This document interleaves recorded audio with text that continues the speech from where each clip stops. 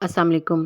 कैसे हैं आप सब? उम्मीद है कि सब खैरियत से होंगे और सर्दी का मौसम एंजॉय कर रहे होंगे। सर्दी का मौसम अपने साथ कुछ बीमारियां भी लेकर आता है। इन बीमारियों से हिफाजत की चंद टिप्स मैं आपके साथ शेयर करूंगी। उम्मीद है कि ये आपके बहुत ही काम आएंगी। बदलता हुआ मौसम हर इंसान को किसी न किसी तरह मुतासर करता है। ख़ास तौर पर गर्म मौसम से बदल जाने वाला सर्द मौसम तकरीबन हर इंसान पर असर डालता है। खांसी, ज़ुकाम और गला ख़राब होने की शिकायत तकरीबन सबको ही हो जाती है, लेकिन इस बदलते मौसम में इन बीमारियों से खुद को महफूज रख सकते हैं। इसके लिए डॉक्टर के पास जाने की ज़रूरत नहीं होगी, बल्कि इन घरेलू नुस्ख़ों का इस्तेमाल मुफीद साबित हो सकता है। अगर आपको इस वीडियो से ज़रा सा भी फ़ायदा पहुँचे तो वीडियो को ज़रूर लाइक कीजिएगा, और अगर आपने अभी तक मेरे चैनल को भी सब्सक्राइब नहीं किया तो काइंडली सब्सक्राइब का बटन ज़रूर प्रेस कर दें। अलसी के बीज। अलसी के बीज हज़ारों सालों से इस्तेमाल होते आ रहे हैं। अलसी के बीज की तासीर गर्म होती है। इन बीजों को पानी में डालकर इतना उबालें कि मिक्सचर गाढ़ा सा हो जाए। अब इसके जायके को बेहतर बनाने के लिए शहद या लीमू का भी इस्तेमाल कर सकते हैं। ये कहवा दिन में 2 बार इस्तेमाल करें। इसके इस्तेमाल करने से सर्द मौसम में होने वाली बीमारियों से महफूज रहा जा सकता है। इसके अलावा अलसी के बीज वज़न को कम करने के लिए भी फ़ायदेमंद है। इसके अलावा भी अलसी के बीज के बेपनाह फ़वाइद हैं, जिसके लिए एक अलहदा वीडियो की ज़रूरत थी, जो कि इंशाल्लाह जल्द आपकी खिदमत में पेश की जाएगी। गुड़ मौसम सरमा के लिए बेहतरीन घरेलू दवा है। पानी में पिसी हुई काली मिर्च डालकर उबालें। जब उबल जाए तो इसमें हल्दी और गुड़ डालकर अच्छी तरह से मिला लें। यह मिक्सचर मुफीद होने के साथ साथ सीने के इन्फेक्शन से भी छुटकारा दिलाता है। हल्दी का इस्तेमाल। हल्दी को कई तरीक़ों से इस्तेमाल कर सकते हैं। हल्दी पाउडर को दूध में मिलाकर भी पी सकते हैं। हल्दी की घट्टी को एक तरफ से जलाकर इसका धुआं सूंघें और इससे खांसी, गले में दर्द और ख़राश में यकदम सुकून मिलेगा।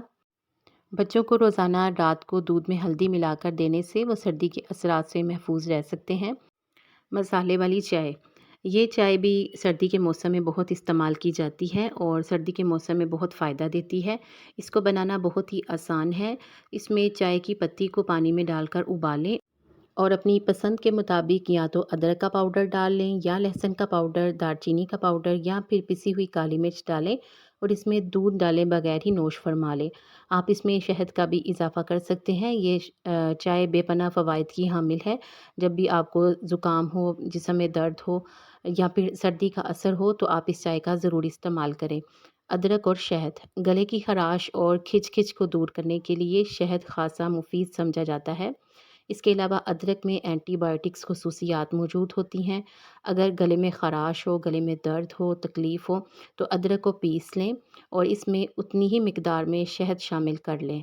फिर आप इसको इस तरह ही इस्तेमाल करें, या फिर अगर आपको इसका ज़ायका अच्छा ना लगे तो आप आधे गिलास दूध में ये सारा मिक्सचर डालकर इसको इस्तेमाल करें तो इंशाअल्लाह ताला गले की ख़राश, गले की दर्द और तकलीफ़ में आराम आएगा। बहुत से लोगों में जो पाँव का मसला हो जाता है वो पाँव की फंगस है। सर्दी के मौसम में मोटे या ऊनी मोज़े पहनना सबकी मजबूरी है, जिसकी वजह से ज़्यादातर लोगों के पाँव फंगस का शिकार हो जाते हैं। इसका बेहतरीन इलाज नहायत ही आसान है, जो कि विक्स वेपोरब है। अगर पाँव में फंगस हो तो रोज़ाना रात को सोने से पहले विक्स की थोड़ी सी मिकदार को पाँव और पाँव की उंगलियों के दरमियान लगाएं। चंद ही दिनों में आप देखेंगे कि आपको पाँव की फंगस से छुटकारा मिल जाएगा और दोबारा ये नहीं होगी। ठंडी और सर्द हवाएं जब चलती हैं तो सबसे पहले हमारा चेहरा मुतासर होता है और चेहरे पर होंठ। अक्सर लोगों के होंठ फट जाते हैं खुश्क हवाओं की वजह से। सर्दी के मौसम में अक्सर अफराद होंठ फटने का शिकार हो जाते हैं। ख़ास तौर पर ख़वातीन को ये मसला ज़्यादा होता है और इनके होंठों की रंगत फीकी पड़ जाती है। ऐसे ऐसे में जो इसका इलाज है, जो टोटका है, वो बहुत ही आसान है। कॉटन के कपड़े को गीला करके होंठों पर मसाज करें तो इससे इनकी नज़ाकत बरकरार रहेगी, और अगर कपड़ा गुलाबी रंग का हो तो होंठों पर गुलाबी रंग नुमाया होगा।